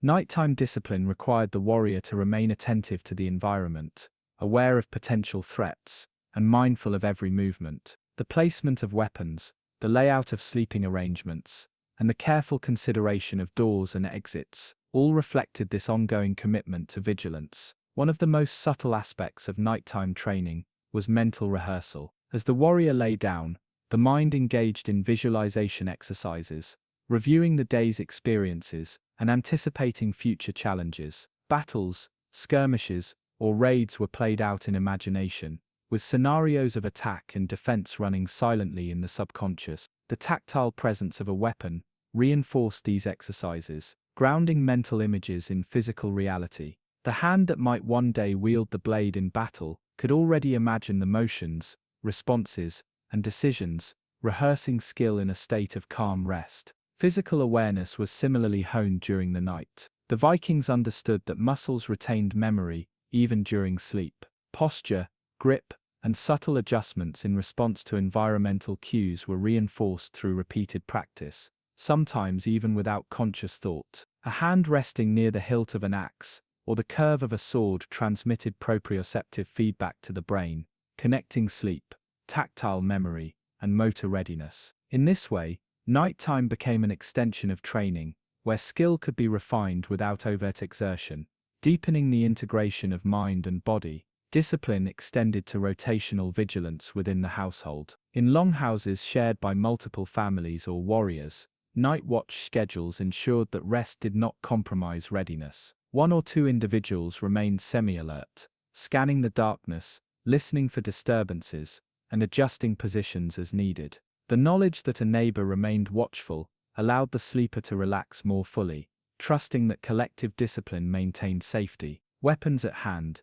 even for those resting, reinforced the culture of readiness, ensuring that every member participated in a shared system of protection and skill preservation. Ritualized handling of weapons before sleep further reinforced discipline. The Viking would inspect, polish, and arrange blades, axes, or spears with deliberate attention. Each motion reinforced skill, precision, and mindfulness. This care was not merely functional, it was a form of meditative training, refining concentration, and reinforcing the mental link between readiness and action. In this quiet, deliberate practice, discipline merged with reflection, creating a foundation for both competence and psychological resilience. Nighttime training also extended to sensory awareness. The subtle sounds of the longhouse, the creak of beams, the distant wind, or the rustle of animals, were integrated into vigilance exercises. Warriors honed the ability to differentiate normal environmental noise from potential threat, maintaining a delicate balance between relaxation and alertness.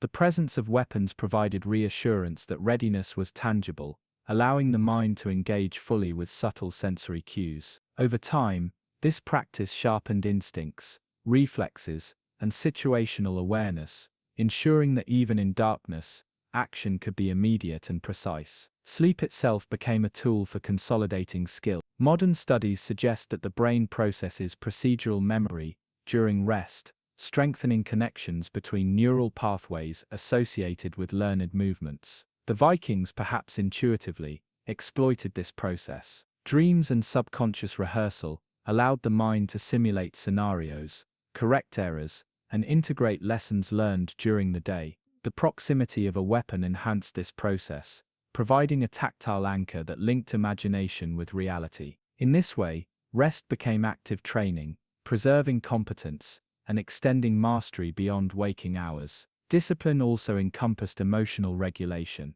The Viking recognized that fear, frustration, or doubt could weaken performance in critical moments. By cultivating habits of nighttime readiness, sleep became an environment where courage could be practiced and anxiety mitigated. The weapon at hand symbolized capability and control, allowing the sleeper to internalize confidence and resilience. Over time, repeated nightly engagement with these practices reinforced self-assurance, ensuring that emotional balance was preserved alongside skill and vigilance. The integration of social learning was another dimension of nighttime discipline. Younger warriors observed elders and more experienced fighters during evening rituals, absorbing lessons through demonstration and repetition. They learned the subtleties of posture, grip, and spatial awareness, as well as the mental frameworks that guided decision-making under duress. Nighttime routines, placement of weapons, inspection of blades, rotational vigilance,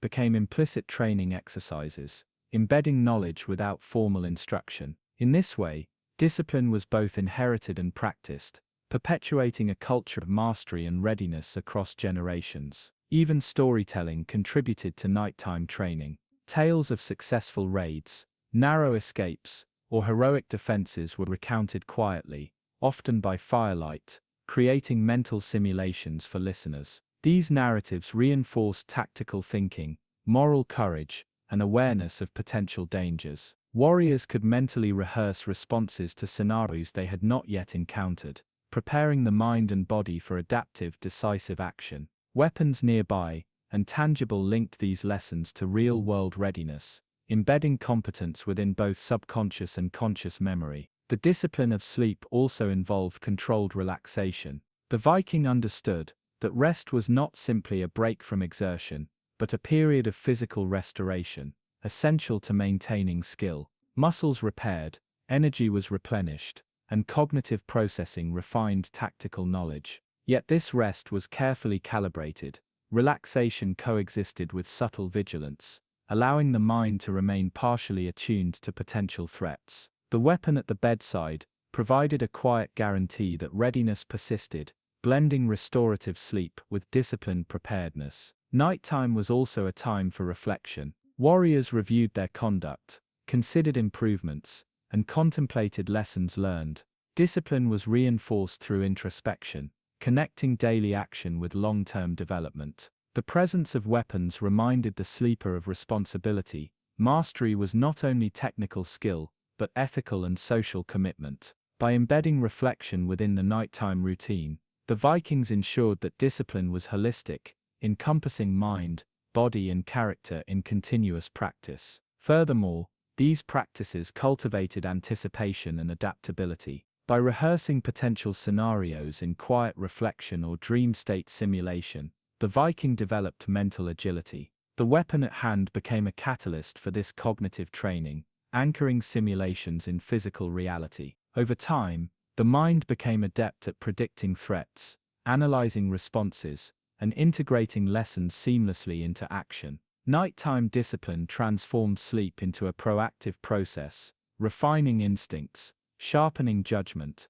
and reinforcing the alignment between thought and deed. Even in the quietest moments, the subtle sensory cues of the longhouse, creaking beams, shifting furs, or distant wind, were incorporated into this training. The mind, attuned through repetition and habit, interpreted these signals with increasing accuracy. The presence of steel provided reassurance, reducing anxiety and enhancing focus. Each night became a rehearsal space, where vigilance, readiness, and learned skill converged, reinforcing a warrior's competence, even in the absence of direct action. Ultimately, nighttime discipline and training reflected the Viking understanding that mastery was continuous. Every night was a deliberate continuation of daily learning, mental rehearsal, emotional calibration, tactile reinforcement, social observation, and physical readiness were integrated seamlessly into the rhythm of rest. Sleep was not merely recuperation, it was preparation, consolidation, and rehearsal. The weapon at the sleeper's side symbolized and enabled this discipline, a tangible link between rest and action, reflection and readiness, calm and alertness. Through these routines, the Vikings achieved a remarkable synthesis of vigilance, skill, and psychological resilience. Weapons, sleep, and ritualized practice merged into a holistic system of nighttime mastery. Each night reinforced readiness, honed skill, and strengthened courage, ensuring that the warrior awoke not only rested, but refined, confident, and attuned to both immediate challenges and long-term responsibilities. In this way, the quiet hours of darkness were transformed into a theater of disciplined growth, where mastery and vigilance were preserved through intention, ritual, and the constant silent presence of steel. Nighttime discipline was not only practical, but existential.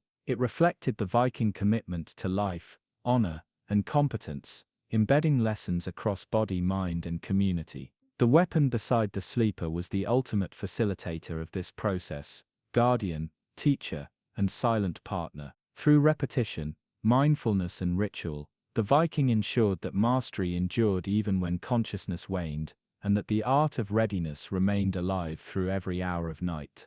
The Viking night was a canvas of uncertainty, painted with shadows, whispers, and the unseen movements of the world beyond the longhouse.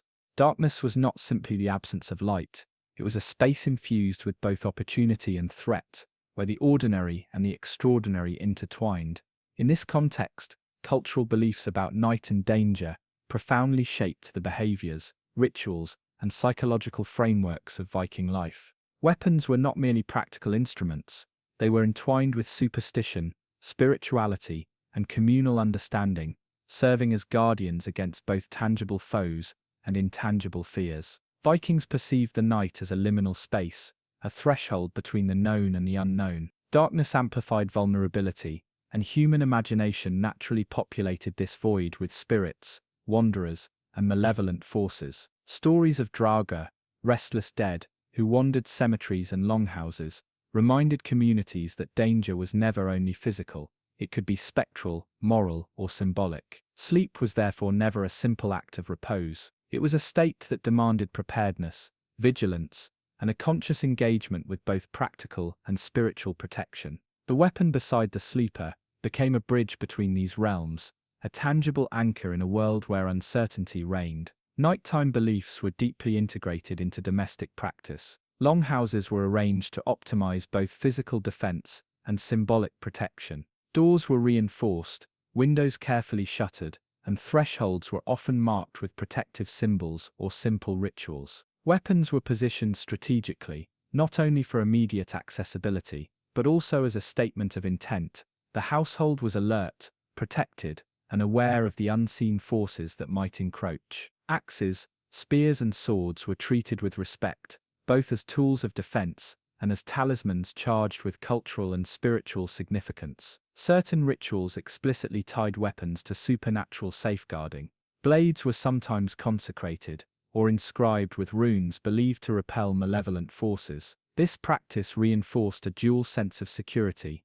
The warrior was physically ready to defend against human adversaries, while also spiritually shielded from entities that inhabited the liminal night. The presence of weapons thus became a psychological and spiritual reinforcement, creating an environment in which sleep could occur without surrendering control to fear or superstition. Myths and oral traditions amplified these practices. Stories recounted how negligence or disrespect toward weapons, thresholds, or night spirits could result in misfortune.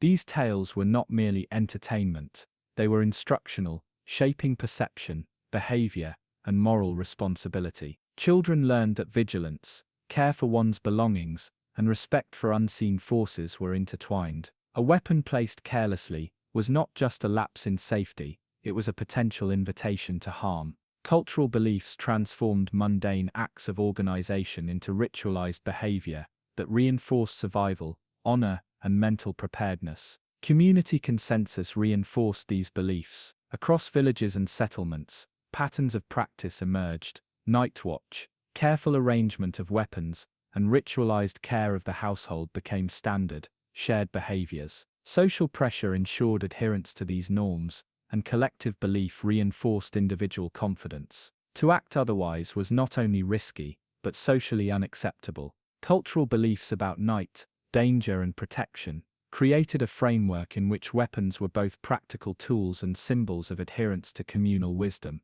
The psychological dimension of these beliefs was subtle but powerful. Knowing that ancestors, spirits, and even local deities were acknowledged through ritual and weapon placement provided reassurance. The mind, attuned to patterns of protection and observant of ritual consistency, interpreted these practices as a guarantee of safety. Anxiety was mitigated, fear was contextualized, and sleep became achievable within a structure that combined tangible preparation with cultural meaning.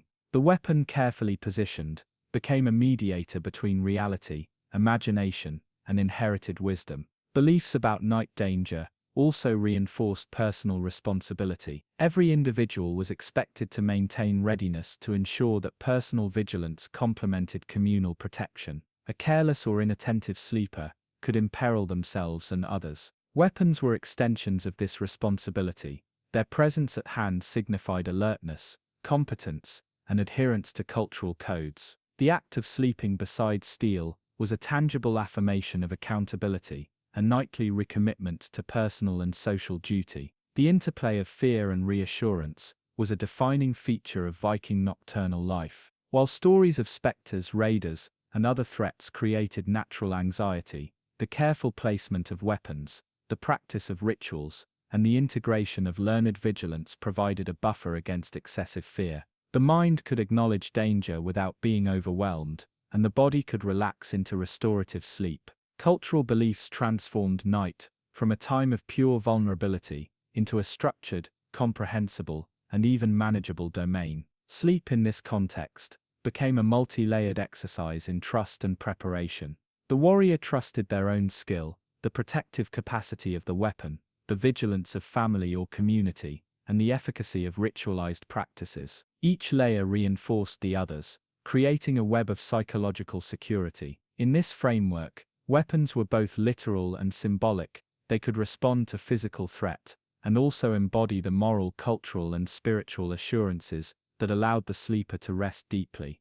Vikings also interpreted dreams and night experiences through these cultural lenses. Dreams of attack or supernatural presence were understood as rehearsals, warnings, or moral tests. The placement of weapons, the engagement with ritual, and the observance of night practices allowed dreamers to engage safely with these subconscious explorations. Weapons physically present, linked dream and reality, grounding psychological and spiritual navigation in tangible form. This integration of practice, belief, and symbolism ensured that even in unconsciousness, readiness and alignment with cultural values were maintained. Cultural beliefs about night danger also encouraged proactive imagination. Warriors mentally simulated scenarios while lying in bed, imagining intruders, weather, or other hazards. These rehearsals were not mere fantasy, they were cognitive exercises designed to enhance responsiveness. The weapon at hand served as both anchor and extension, translating mental preparedness into potential physical action. Over time, these routines embedded reflexive readiness into the nervous system, creating warriors who were alert, capable, and psychologically resilient, even before the morning sun illuminated the world. Finally, these beliefs provided continuity across generations. Young Vikings absorbed the stories, rituals, and behaviors of elders, learning to navigate night danger and sleep with the integration of steel as both tool and symbol. Cultural knowledge was transmitted not only through instruction, but through practice, observing, imitating, and internalizing the meaning of nightly preparation. Weapons were central to this intergenerational teaching, embodying both the practical skills and the ethical frameworks that defined Viking life. In sum, the cultural beliefs surrounding night and danger transformed sleep into a purposeful, multi-dimensional practice. Darkness was not simply an absence of light, but a space of layered risk, opportunity, and reflection. Weapons placed deliberately and respected as both tools and symbols mediated the relationship between fear and security, between imagination and action.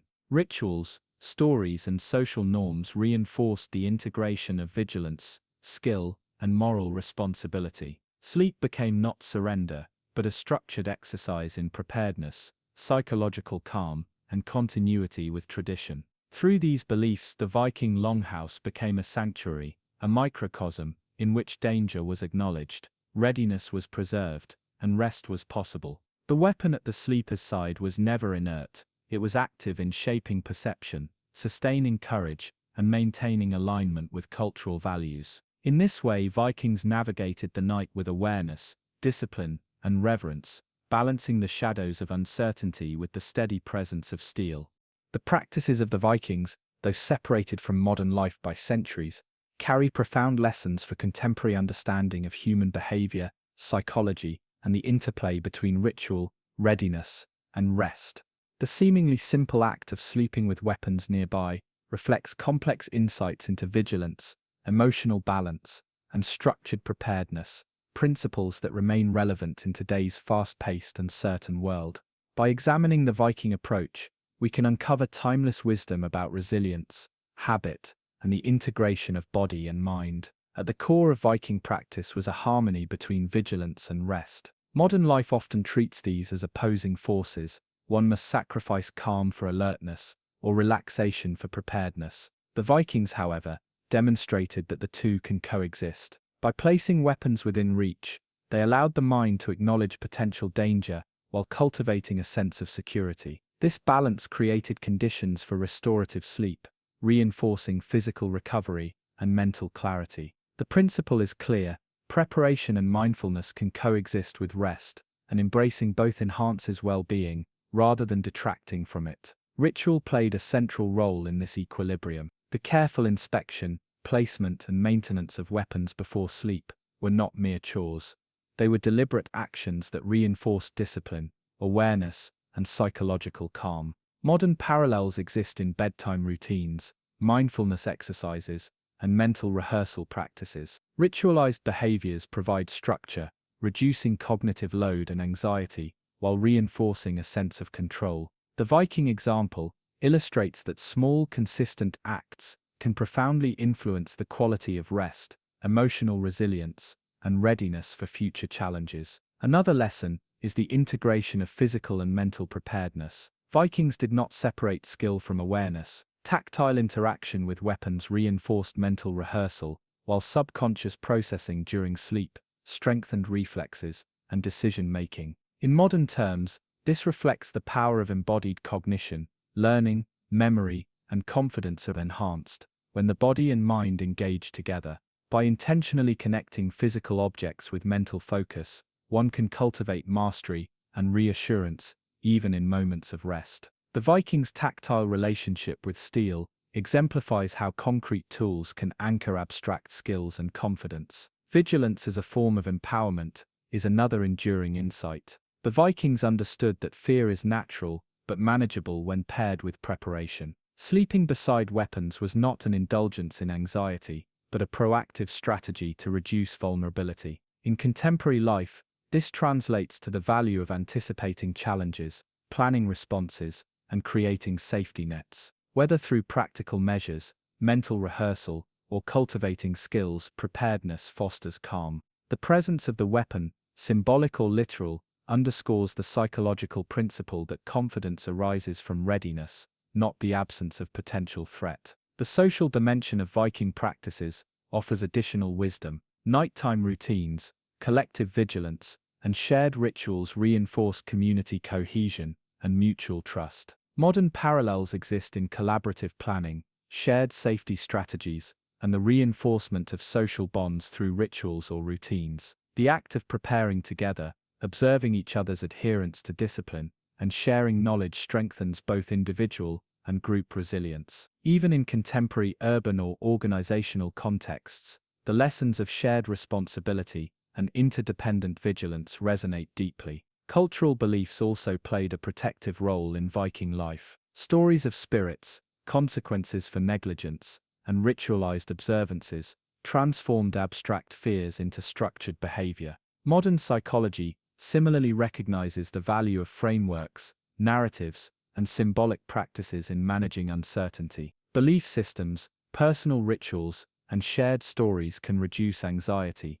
enhance focus, and cultivate a sense of control over unpredictable circumstances. The Vikings' synthesis of superstition, preparation, and habit provides a model for harnessing cultural and psychological structures to support adaptive behavior. Sleep itself emerges as a crucial site of training, reflection, and resilience. Vikings intuitively used nighttime as an opportunity to consolidate skills, mentally rehearse scenarios, and regulate emotions. Modern research confirms the importance of sleep in learning, memory consolidation, and emotional processing. The Viking approach illustrates that the quality of sleep is deeply connected to mental state and environment. By intentionally creating conditions for both calm and readiness, they optimized rest in a way that reinforced both physical and cognitive capabilities. The symbolic significance of tools is another enduring insight. Weapons were simultaneously practical and emblematic of honor,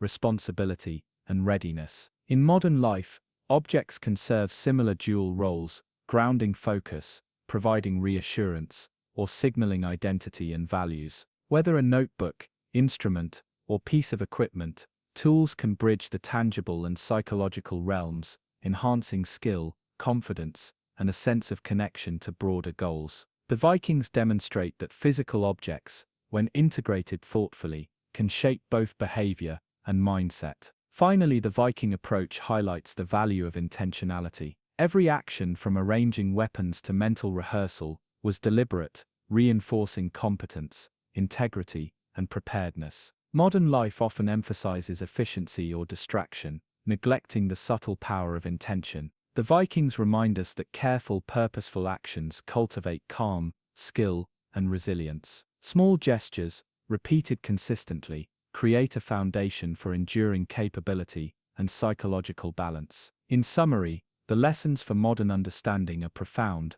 Vigilance and rest are complementary. Ritual reinforces calm and readiness. Physical and mental preparation are interconnected. Social cohesion enhances security. Symbolic structures support psychological resilience, and sleep can serve as both restoration and training. By integrating these principles, contemporary individuals can cultivate balance, confidence, and preparedness in a world of uncertainty. The Viking practice of sleeping beside weapons, once a matter of survival, emerges as a timeless model of holistic human adaptation, a strategy for thriving at the intersection of fear, responsibility, and rest. The Viking longhouse was more than a shelter. It was a living environment, shaped by rhythm, ritual, and careful attention to both practical and symbolic needs. As darkness fell and evening settled over the settlement, the longhouse transformed into a microcosm of structure, vigilance, and communal life. Nighttime rituals, intertwined with domestic duties and cultural practice, provided both order and reassurance. Every movement, sound, and placement of objects, particularly weapons, contributed to a seamless integration of rest, readiness, and social cohesion. Evening preparations began long before the household retired. Fires were stoked, smoke carefully managed to provide warmth without obscuring vision or attracting unwanted attention. Floor spaces were cleared, sleeping platforms arranged, and furs or bedding laid meticulously. These routines were not only practical, they cultivated a sense of stability and safety, reinforcing the household's capacity to respond to both ordinary needs and unexpected threats. Every act of preparation was a component of a broader ritualized rhythm, aligning the body, mind, and household environment with the demands of night. The placement of weapons was central to these rituals. Axes, spears, and swords were positioned strategically within reach, their arrangement dictated by both utility and symbolic significance. The careful alignment of steel communicated readiness, discipline, and respect for both human and supernatural forces. In the quiet of the longhouse, these weapons became silent sentinels, embodying protection, honor, and the vigilance that defined the household. Their presence reassured not only the individual warrior, but the entire family, reinforcing the collective sense of safety. Rituals extended to personal care and preparation. Warriors often inspected their weapons, adjusted their placement, and polished blades, performing these actions with deliberate attention. These small gestures served multiple purposes. They reinforced skill and awareness, provided meditative focus, and strengthened the psychological association between preparedness and security. The repetition of such actions nightly fostered both competence and calm, creating a structured environment in which the household could relax, knowing that responsibility and vigilance were maintained. Domestic rituals were closely intertwined with communal interaction. The longhouse was rarely silent. Conversation, laughter, and storytelling were woven into the fabric of evening life. Elders shared sagas and cautionary tales, imparting lessons about courage, vigilance, and honor. These narratives were both educational and comforting, reinforcing behavioral norms while strengthening bonds across generations. Young members of the household absorbed knowledge through observation and imitation, learning not only practical skills but the rhythms and values that defined Viking life. The longhouse thus became a space where ritual, education, and psychological security converged. Preparation for sleep itself was ritualized. Individuals moved methodically through the household, attending to personal and collective responsibilities. Children and younger members were guided to their sleeping areas, blankets and furs arranged, and small tokens of comfort, personal belongings, amulets, or symbols of protection placed nearby. Warriors positioned their weapons within immediate reach, ensuring that practical defense and symbolic reassurance coexisted. These deliberate acts signaled the transition from wakefulness to sleep, creating a mental and physical environment optimized for rest while maintaining readiness. The design and architecture of the longhouse reinforced these nightly rituals. Long, narrow layouts allowed for clear lines of sight, while sleeping platforms were arranged to facilitate accessibility and rapid response. Central hearths provided warmth and light, their controlled glow offering both comfort and visibility. Structural features, combined with ritualized placement of objects and careful organization of space, allowed the household to maintain a delicate balance between relaxation and alertness. Every architectural and behavioral choice contributed to an environment where vigilance and rest existed in harmony. Nighttime rituals also had a spiritual dimension. The Vikings acknowledged the presence of unseen forces, and the arrangement of the longhouse reflected both respect and preparedness. Thresholds were carefully observed, protective symbols were displayed, and weapons were sometimes consecrated or marked with runes. These practices provided psychological comfort, reinforcing the notion that protection extended beyond the physical into the spiritual realm. Sleep was therefore framed, not as abandonment of control, but as a continuation of responsibility, supported by both tangible measures and culturally imbued ritual. Sound played a subtle yet significant role in longhouse rituals. The soft crackle of the fire, the gentle rustle of bedding, and the occasional murmur of conversation created an auditory environment that was both soothing and informative. Warriors remained attuned to these cues, learning to differentiate ordinary household noises from potential threats. The arrangement of space, combined with careful attention to sound, allowed the longhouse to function as a sensory environment in which rest, vigilance, and awareness were intertwined. Weapons at hand anchored this system, providing reassurance that preparedness was tangible. Rituals of observation extended into subtle nighttime monitoring. In households with multiple members, rotational vigilance was sometimes practiced, with one or two individuals remaining semi-alert, while others slept. This shared responsibility reinforced both practical security and social cohesion. Knowing that neighbors were attentive allowed the majority of the household to rest more fully, while the presence of weapons ensured that readiness remained universal. The longhouse became a dynamic system in which ritualized behavior, spatial organization, and collective discipline converged to create an environment of safety and continuity. The communal rhythm of the longhouse extended into cultural storytelling. Sagas, heroic accounts, and lessons of caution were shared in low voices, often accompanied by gestures or demonstrations of skill. These narratives served multiple functions. They educated, reinforced social norms, and provided a structured engagement with fear and uncertainty. Listeners internalized these lessons, associating the presence of weapons and preparedness with safety, honor, and the maintenance of personal and collective responsibility. The longhouse thus became a living classroom, where ritual, narrative, and environment combined to cultivate resilience. Even the smallest details contributed to the cohesion of nighttime ritual. Bedding was adjusted, furs arranged for warmth and comfort, and personal effects positioned for accessibility. Each act was deliberate, a small reinforcement of structure and care. The repetitive nature of these gestures reinforced mental calm, tactile familiarity, and a sense of agency. In conjunction with weapon placement and communal observance, these small rituals ensured that the longhouse functioned as a space of holistic preparedness, where both body and mind could rest securely. Ultimately, the Viking longhouse and its nighttime rituals exemplified the integration of domestic life, cultural values, and practical necessity. Sleep was never passive. It was framed by deliberate preparation, attention to environment, and mindful engagement with both material and symbolic elements. Weapons carefully positioned and respected anchored vigilance while reinforcing psychological security. Ritualized actions, communal oversight, and narrative engagement ensured that the household could navigate darkness with confidence, balance, and continuity. Through these practices, the Vikings created a nightly ecosystem in which danger was acknowledged, preparation was normalized, and sleep became both restorative and instructive. The longhouse functioned as a microcosm of society, where responsibility, honor, and vigilance were embedded into every action, sound, and placement of objects. In this carefully orchestrated space, warriors and families could rest, learn and rehearse readiness simultaneously. The rituals of the longhouse illustrate the subtle artistry with which culture, environment and habit combine to sustain life, fortitude, and psychological balance in the rhythm of night.